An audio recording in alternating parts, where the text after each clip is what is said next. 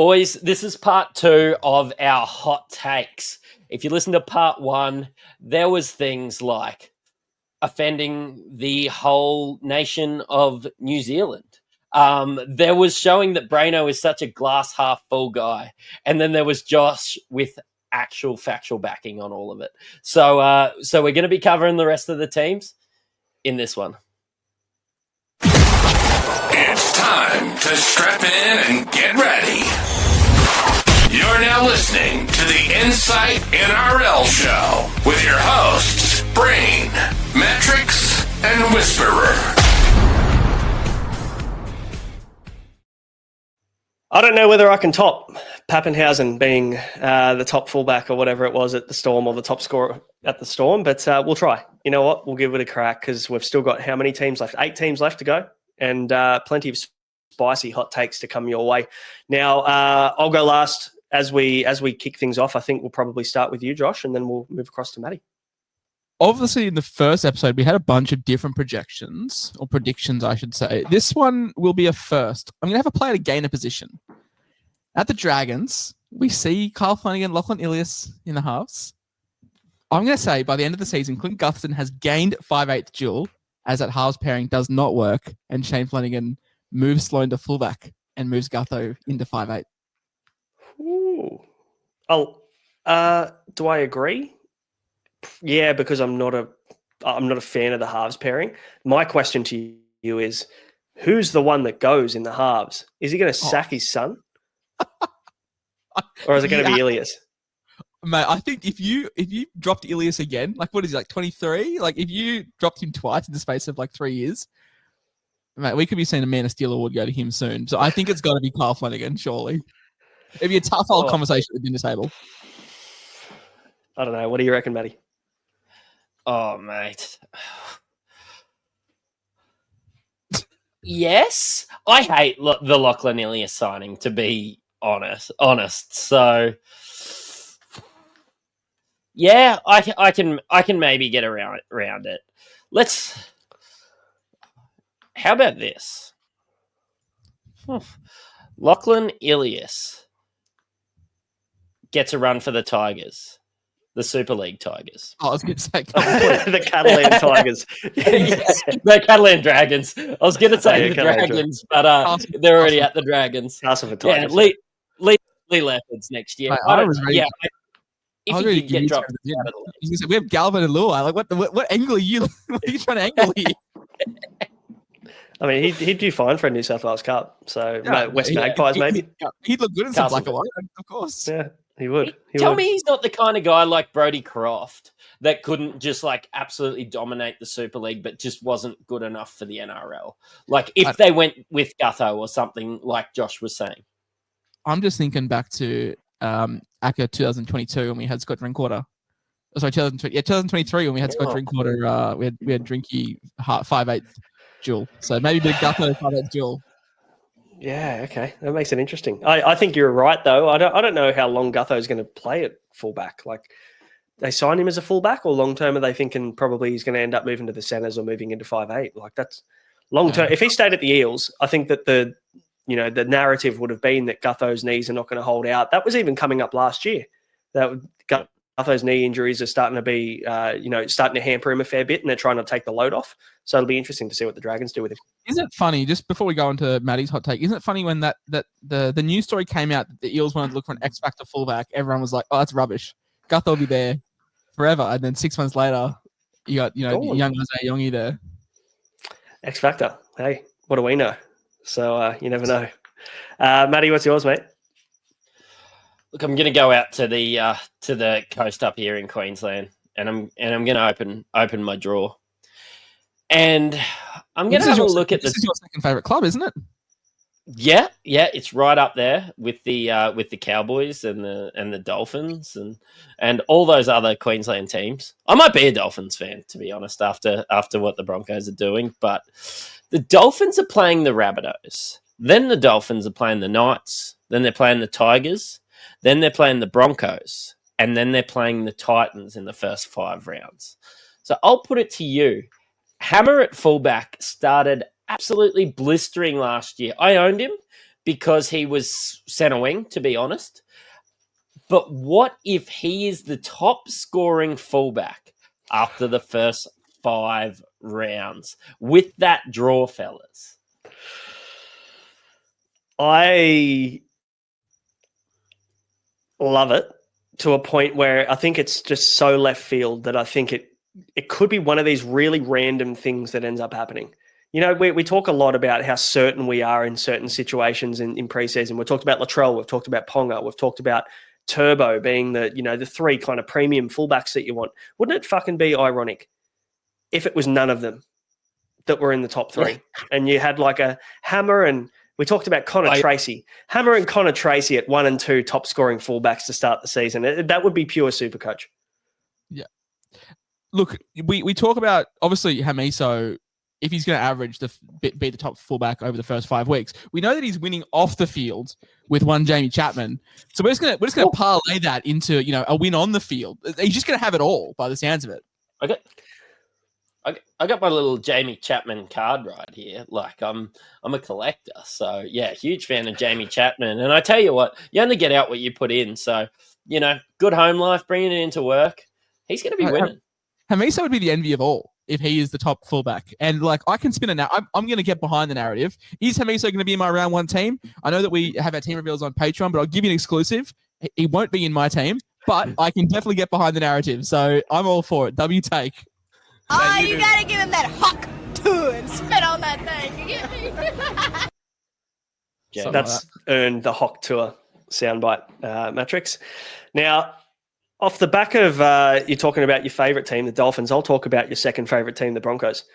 Now, there's been a bit of a narrative that Adam Reynolds is a bit banged up, and he's just gone for neck surgery throughout the off-season. Looks like he'll be fine for round 1, but I'm starting to feel a little bit less confident that Adam Reynolds stays on the park all year. So my take for the Broncos, I've got a couple. I think they still finish top 6 this year. I think they get back into the top 8 and finish top 6.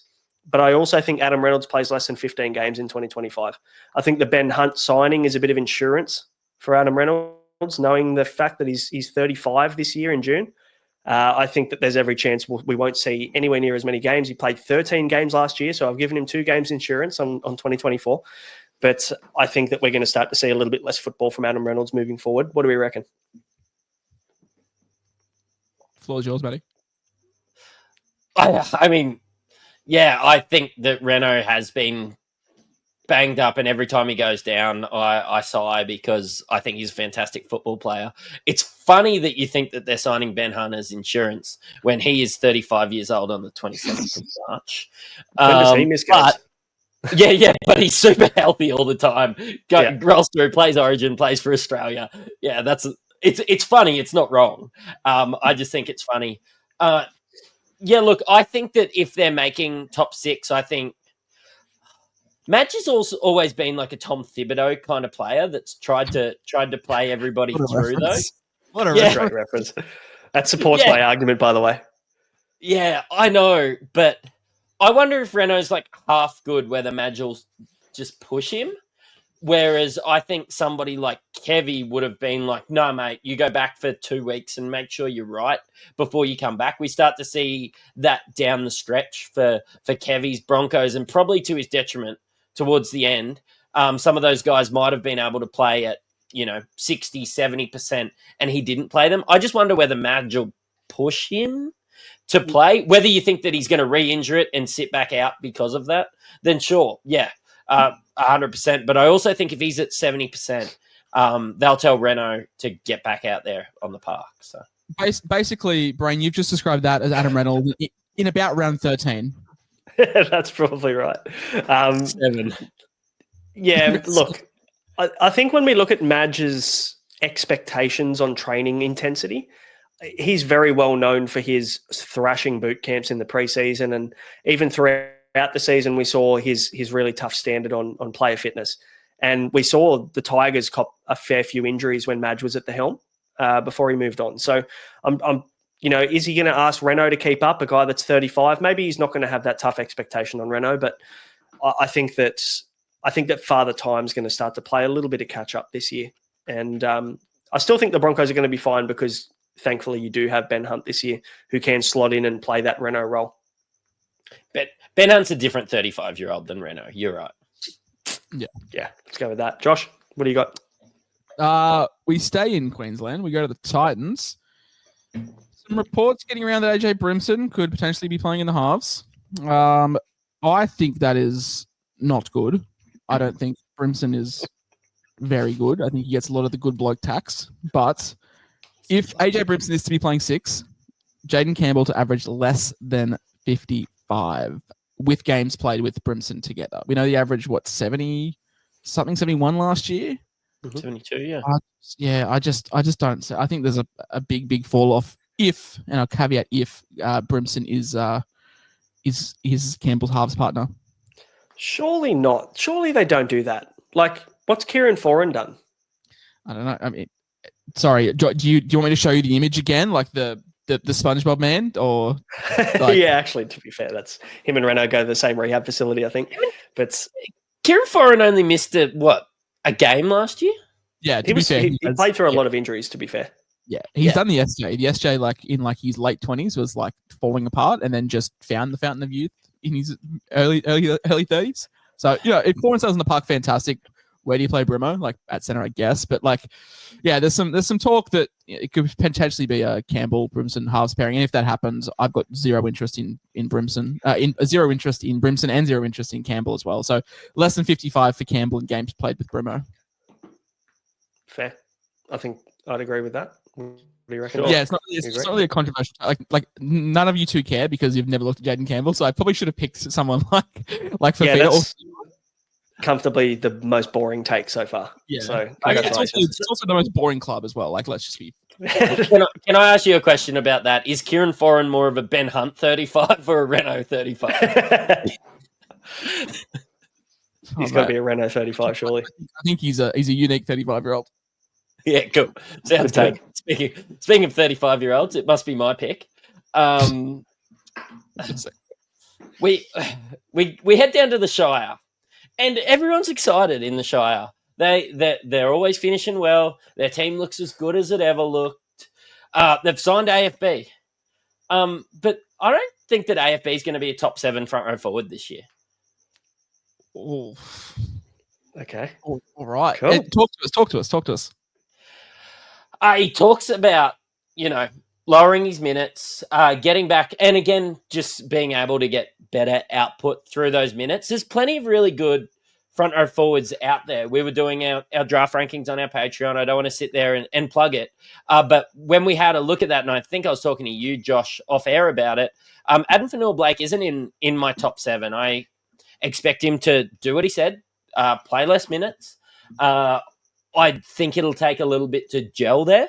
I'm just not thinking that he's going to be a top 7 front row forward, and call it spicy. I could just say top 5, but I actually have him 8 on my list. So I've got 7 guys that I think are going to score better at front row forward than Adam Fanua-Blake.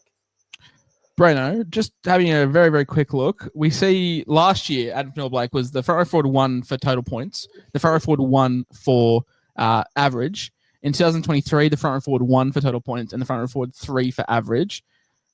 We're now projecting him to be out of the top 7, where we have guys ranked like Max King and Josh Curran as in that similar mold. We definitely are. No, sorry, we Not have a guys, fucking chance. We have guys like Josh Curran at 7 and Max King at 7. You and I want that very known that it's just the 2 on the middle and left of your screen and not Mr. Matrix. Now, this is a horrendously big L take. I don't think he's going to be a front row forward 1, but not 7. Put some respect in men's name. He's in my top 4 right now on my draft board. He's in my top 4. So I'm talking May, Haas, Taps, Mitchell Barnett, Tino, James Fisher-Harris. I'm talking those guys scoring better than Adam Fanua-Blake. And yeah, I think if he doesn't get that attacking upside. You know what I respect, Breno? He said it with his chest. He means this. He did, didn't he? Yeah, he does. And He's bought in. He means it because he does have his Insight draft rankings done. But there's also much more that you can get over on the Patreon. Want to take your SuperCoach game to the next level? Inside Fantasy Sports are bringing you exclusive content all year round, such as weekly expert Q&As, team, trade, and captaincy advice, statistical deep dives, priority podcast questions, and tons more. So what are you waiting for? Get full access to the experts. Go to patreon.com/Insight Fantasy Sports and subscribe to Insight Unlimited today. Fuck, we're going to be broke if we keep playing that. I reckon his name's Greg or Chad or Tyler. Chad. That's his name. He is a Chad. He is a Chad, absolutely. He is a Chad. Because we need to cover the royalty fees that we have to pay Chad. So please sign up. But no, terrible take. Let's move on from that. I've got the Parramatta Eels, everyone's favourite except mine. And is this where you say that Brendan Hands will average more than Harry Grant? No, we said spicy takes, not ridiculous. But is Iongi a top 10 fullback? Well, if you want to add him to the conversation, we can talk about him later because that usually gets clicks and views. So we can do that if you want. Chuck him on the thumbnail, no dramas. But it's not about Iongi. It's not about any of those guys. It is about my boy, Kelma Tuolangi, who I think solidifies his spot on the left edge and averages 60 plus in 2025. Now, I hope so. Yeah, and Matrix is so against it, which is why I wanted to throw it in there because I knew his reaction would be good. But also, there's a caveat to this. I think the Eels return to the top 8 in 2025 as well. And it's all going to be on Kelma Tuolangi's back. He's going to outscore Luai last year. Sean Lane, died. Ryan Madison's not going to play. L-Take, I'm sorry. Is your Murata Niokore? I put up my Chat GPT predicted SuperCoach team this season, and I had Lucian Leilua as the second best 2RF this season. So anything's possible. If you say it with enough conviction, I'll believe it. I hope Tuolagi averages 60 because that'll be one of the mid ranges of the year. Yeah, this is the most confirmation bias you're ever going to see on this podcast, I think, because he is in my team and he hasn't left my team. But I genuinely think if he gets the minutes, he's going to be good. And obviously, if they're going to be using Lane and Madison through the middle, we know Lane just went through surgery on his knee for a knee clean out. I feel like from what we're hearing from the Cumberland Throw on preseason reports as well, he's at every preseason training.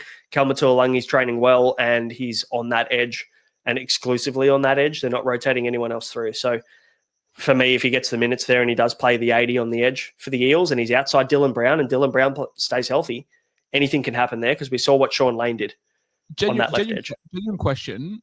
What Eels back rower next year that's going to be about 430K that are we going to be pumping up? Because it was Lane last year. It's Tuolagi this year. It's good. Well, Charlie Guymer is going to be 650K next year, so we can't use him. Does Matt Dory make a return?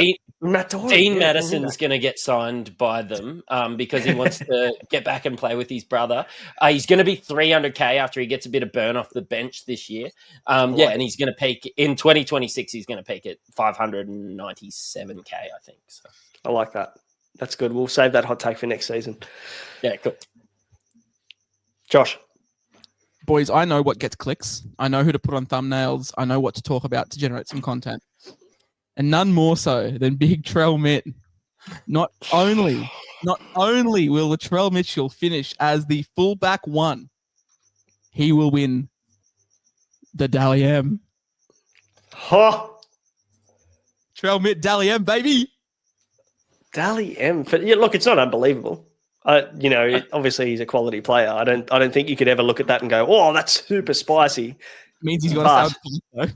He does have to play more than 13 games a season. So we'll see whether that and not get suspended, right? Well, like I was going to say, so we can break that down because we're in 2 batches here. So Trell fullback 1, probably not spicy. I think he was the fullback 1 last year based off average. Obviously only played half the season, but you need to combine that with the fact that I'm predicting him to play probably at least 20 games this season and take home that coveted Dally M medal and not get suspended. What's your thoughts or your reasoning behind the fact that he'll play more games? Is it just hope because he's in your team? Have you seen him? He's fitter. He's trail fit. The last time he played more than 20 games was in 2019. Yeah, exactly. That's why it's a hot take. But Wayne Bennett was the coach in 2021. He only played 17 games. Yeah, but he wasn't trail fit then. You know, he hadn't morphed. Didn't you hear what he said? He said last year was a wake-up call. I don't think any year's been a wake-up call for Trail. So, you know, it's like a snowball. You know, all these things. You know, he's lost a bunch of weight. Wayne's come back. He said last year was a wake-up call. You know, he's just been given a new lease of life by playing round one, by getting the All-Stars game overturned. When's the Luke Combs concert coming up? Because that could derail this whole thing. Believe it or not, it's actually tomorrow. And if I see photos of him there, then I'm going to make sure this episode doesn't get put out. So I'll back that. I'll step back on that take. We saw what happened to the Broncos last year. They all went to Luke Combs, and it just fell apart. So is we did see him scull a beer on the stage as well at Luke Combs' concert. So is he going to go for 2 beers this time? Because if you see 2 beers, that's going to be bad. We hear about NRL Physio talk about the Bill Knowles curse, about how, you know, footy players go over the States and they come back worse. Mate, there could be a Luke Combs curse. I'm not denying it. Is this like the NBA Kardashian curse? Could be. It could be. The Bill Knowles team. The Bill Knowles best 17. We could probably come up with pretty soon. Yeah. I've got 2 comebacks for this, since we're pushing narratives, okay? Trell Mitch, no Pappy. One. And also, by this logic, Corey Pakes looked to be having an absolute vibe at the Luke Combs concert up here in Brisbane. Yeah, so hard avoid. Should be 0% options. Might have to get him out of my team too. W or L tag, boys. Latrell Mitchell, not only fullback 1, which is probably less spicy, but fullback of the year and Dally medalist. Yeah, I can get around it because he's in my team at the moment, and I'm hoping that it happens. That's why. But so tomorrow, when you have a new draft and Trell's not there, you'll revisit this and it'll be an L tag. Maybe.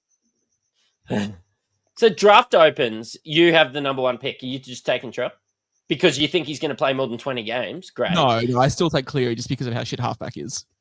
Yeah, okay. But if you were telling me like, oh, who scores the most points this Supercoach season, or like who has the highest average, I would back Trell.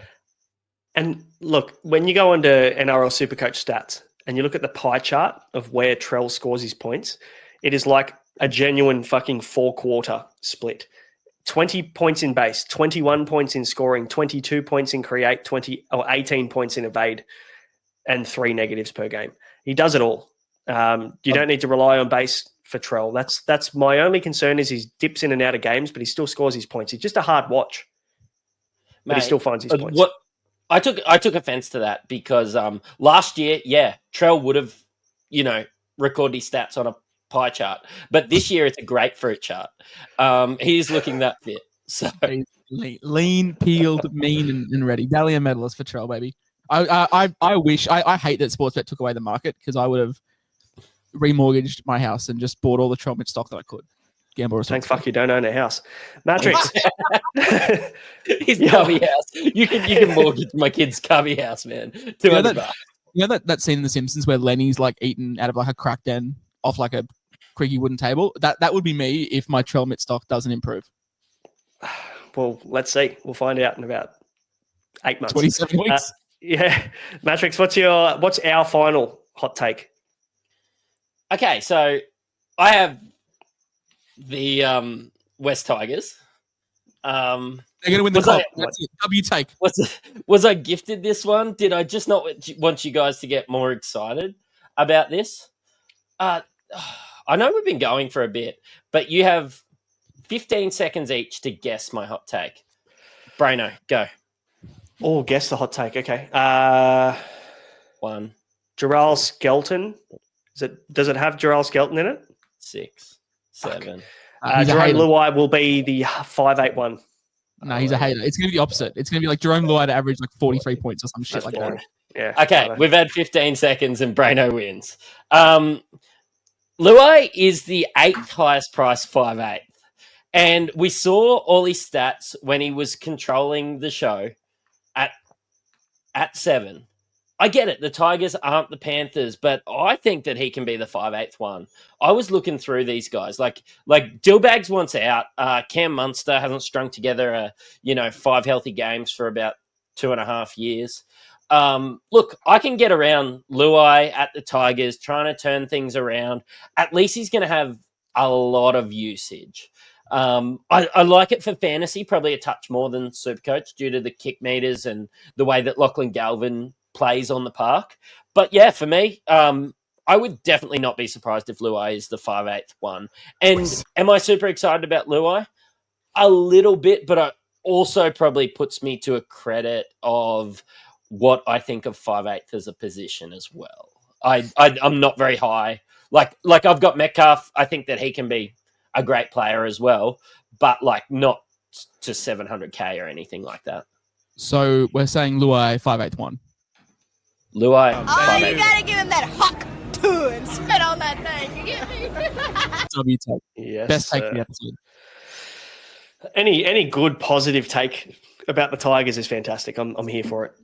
Very I nice. had all positive takes this one, and then last episode, you guys ripped me to shreds. Well, see that take that you just gave correlates with Brandon and I's team, hence why we really like it. But it also correlates with our Supercoach teams as well. So it's like a double-edged sword. Yeah, cool. Ruben Garrick, love it.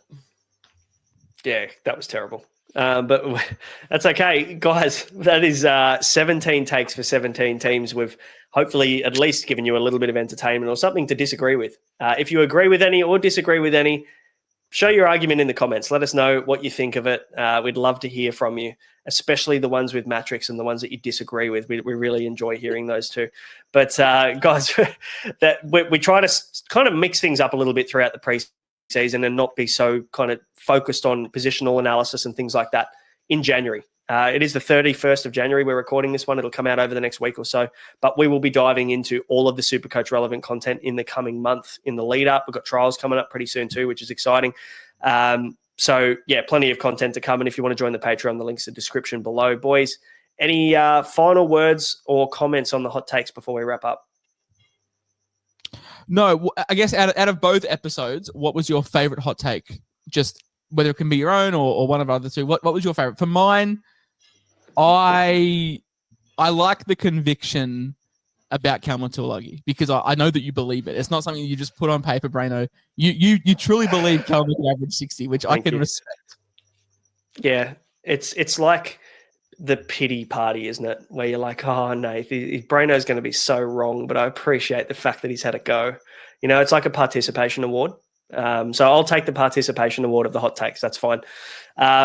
Matrix, what about you? Favorite hot take? that actually might have been my favorite because I lost my shit during it. I knew you'd enjoy it. You actually, to be honest, I thought your reaction to Warriors starting 1-6. I actually had written down 0-6, but then I thought they're going to jag 1. And RTS getting moved to fullback. It's like a pity win. He doesn't want to get truly cancelled. No. I was just like, I thought that everyone would rip me for that one. And he was like, yeah, I can see that happening. I was like, oh, fuck. Jeez, in the head, apparently. Didn't get the response he was looking for, unfortunately. But that's okay. Kalmatuolagi isn't even my favourite hot take. It's Connor Tracy because it's that out there. No one's even looking at this guy, and he's a centre wing dual. Maybe I'll just start him in my classic team. Wait, sorry, I have not looked at it. Does he have centre wing eligibility? Yeah. Ooh, and the Dogs have a really good draw if we want to. 535k. He's around that Marju Skelton kind of price range. He's in my team. Get him in. He's just gone 2 spots up my rankings in the draft board, boys. It's happening. Guys, that'll do us. Thanks for watching. Thanks for enjoying in the fun. Let us know what you thought of our hot takes, and we'll see you for more serious SuperCoach content in the near future. We'll catch you later. Serious. Catch you later.